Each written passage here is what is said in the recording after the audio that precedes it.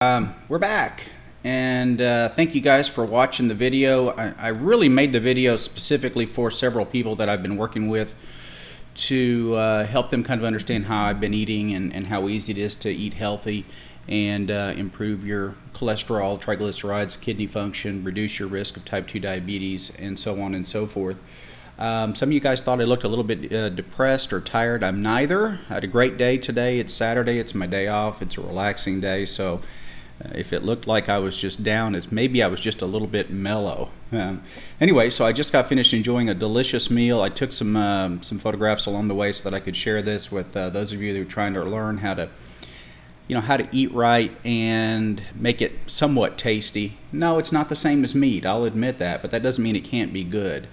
So first up, I started with a bag of soy curls, and you can see the picture now. This is manufactured by a company named Butler. It's non-GMO. It is a whole food product. It's vegetarian, totally healthy, and that's the front of it. I get it off of Amazon. If you can find it someplace else, let me know, but it's not very expensive. It runs $4 or $5 a bag, and a bag I usually get a couple of meals out of. You can see that it has, I believe, 100 calories per serving. There are 8 servings in the bag, which works out somewhere right around 4 cups once it's made up.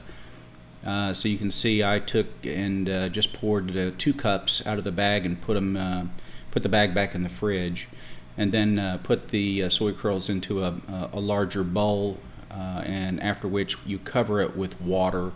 It doesn't. You don't have to have a specific measurement amount of water, just enough water to cover the top, because it takes about 10 minutes for the soy curls to absorb the water. Once it's done that, then you strain off the excess. We're going to be cooking with a little of this Organics brand vegetable broth. You don't have to have this. I like to use it. It does add a little bit of taste, but it's not necessary. If you don't want to go through the trouble of getting a vegetable broth, then you can just use water. Also a yellow onion. I love onions. I try to put onions in as much as I can. This is a regular yellow onion. I think they were 49 cents each at our local grocery store. So I cut it in half and then saved the other half for next time in a little baggie, so it goes back in the fridge. All of the extra portions of the vegetables that I don't eat, fruits, vegetables, whatever, goes into a plastic tub here, and what I do then is once it fills up, I take it out and put it in the compost bin so that I can use it for another time. So here you have the onion. I've sliced it up. The whole while we are soaking the soy curls, and so that's still going on.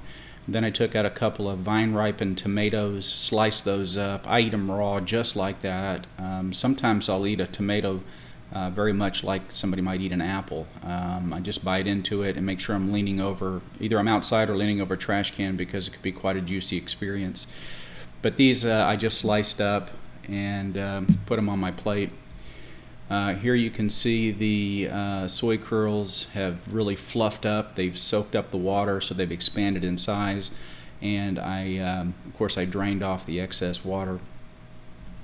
Next, I took a ceramic pan, put it on just under the high fire on the stove. So I have a gas stove. I'm not sure what that might be for you for an electric stove, but for a gas stove, set it on high, and then, I don't know, turned it about 1/8 of a turn and just took it down a little bit.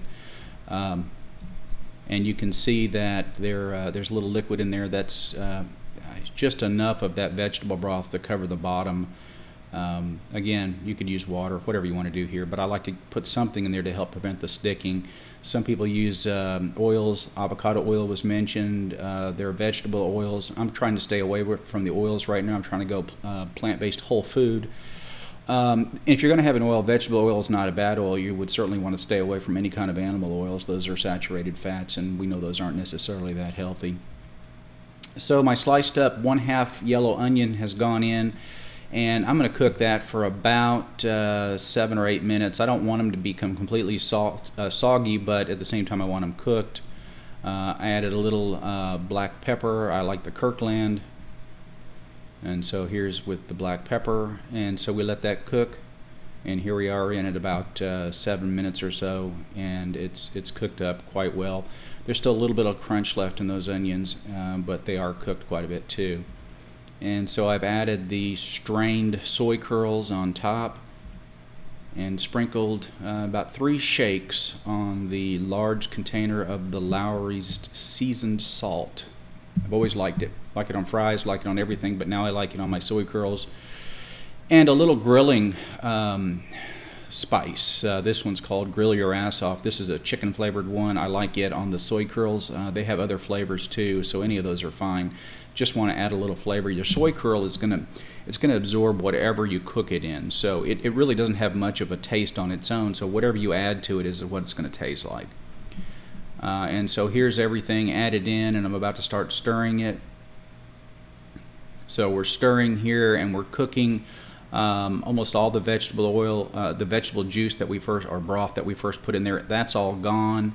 The onions have cooked perfectly. The soy curls are they're browned, they're steaming, they're warm. That's all you have to have. There's really not a cooking end point to these. They can be eaten at any stage. So it's basically just a dried vegetable. So you just cook it to taste. And then here's the last picture where I put the cooked soy curl and onions on my plate with the tomatoes. That's a really large serving. I'm telling you right now, I'm full. Delicious. I probably ate 2/3 of that soy curl and onion, so that's a little over 300 calories plus a couple of small tomatoes. That's the great thing about being a whole food plant-based eater. You get to eat, when you do eat, you get to eat a lot. You get to feel full. You get something really delicious, and yet you're not harming yourself, and you're not loading yourself up with cheap calories is what I call them. So we don't feed that cheap calorie addiction that a lot of Americans have, and that sort of leads to this problem that we have with obesity and diabetes.